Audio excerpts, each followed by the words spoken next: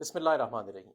Polling day سے پہلے میں مخاطب ہونا چاہتا ہوں اپنے تمام امیدواران سے، کارکنان سے اور نوجوانوں سے۔ پولنگ ڈے پر آپ کی بہت بھاری ذمہ داری ہے۔ ایک سے زیادہ پولنگ ایجنٹ آپ کا ہر کمرے میں، ہر بوتھ میں موجود ہونا چاہیے اور اس کو بر وقت پولنگ سٹیشن پر پہنچائیں۔ آپ کے کارکنوں کی دو ٹیمز ہونی چاہیے، ایک جو کیمپ پر بیٹھے اور ایک جو ووٹرز کو باہر نکالے۔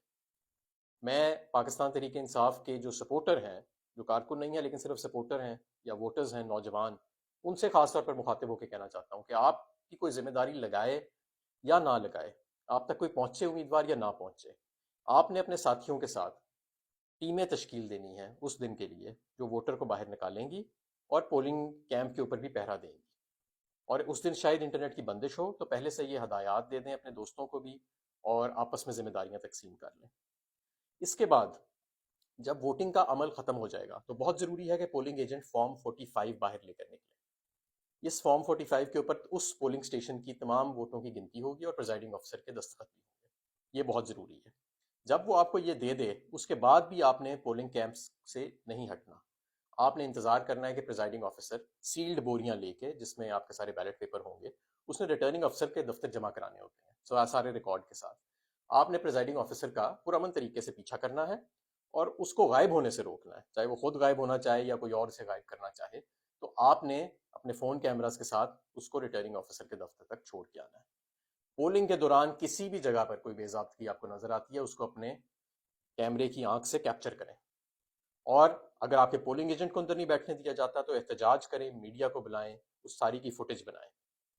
میں یہاں پر جو پریزائڈنگ آفیسرز ہیں، جو انتخابی عمل کے اندر عملہ استعمال ہو رہا ہے، میں ان سے بھی مخاطب ہونا چاہتا ہوں کہ یہ الیکشن پاکستان کا الیکشن ہے اور یہ ایک بڑی پاکیزہ اور مقدس ڈیوٹی ہے جو آپ سر انجام دینے جا رہے ہیں۔ اگر اس کے اندر کسی قسم کی انٹرفیرنس کی گئی تو پھر اس کے آپ ذمہ دار ہوں گے قانونی طور پر، اور قانون کی اس معاملے میں گرفت بہت سخت ہے۔ قانون نے بڑی واضح سزائیں دی گئی ہیں کہ جو شخص بھی انتخابی عمل کے اندر ٹیمپرنگ کی کوشش کرتا ہے تو اس چیز سے بالکل باز رہیں۔ یہ سوشل میڈیا کا دور ہے، یہ کیمروں کا دور ہے، اور ہم پورا قانونی چارہ جوئی کریں گے اگر ہمیں معلوم ہوا کہ کسی جگہ پر ایک ووٹ کی پرچی کی بھی دھاندلی کرنے کی کوشش کی گئی۔ میں پولیس کے حکام سے اور آئی جی پنجاب سے بھی گزارش ہونا چاہتا ہوں کہ آپ نے پچھلے 8 ماہ میں بہت ظلم کیا، آپ نے بہت لوگوں کے گھر توڑے، آپ نے بہت لوگوں کو ہراساں کیا، بہت لوگوں پر تشدد کی بھی اطلاعات ہیں ہمیں، بے گناہوں کو آپ نے جیلوں میں رکھا ہوا ہے، ٹرائل کے بغیر ان کی بیل نہیں آپ نے ہونے دی، بیل ہوئی تو دوبارہ آپ نے پکڑا، اور پورا آپ نے انتخابی عمل کے اندر بھی مداخلت کرنے کی کوشش کی۔ لیکن اب یہ جو 8 فروری کا دن ہے، یہ عوام کا دن ہے۔ اس دن آپ کو جو آپ نے اپنا وفاداری کا حلف اپنے ملک کے ساتھ لیا ہوا ہے اس کو یاد رکھیے گا۔ آپ سب سے پہلے اپنے ملک کے ساتھ وفادار ہیں،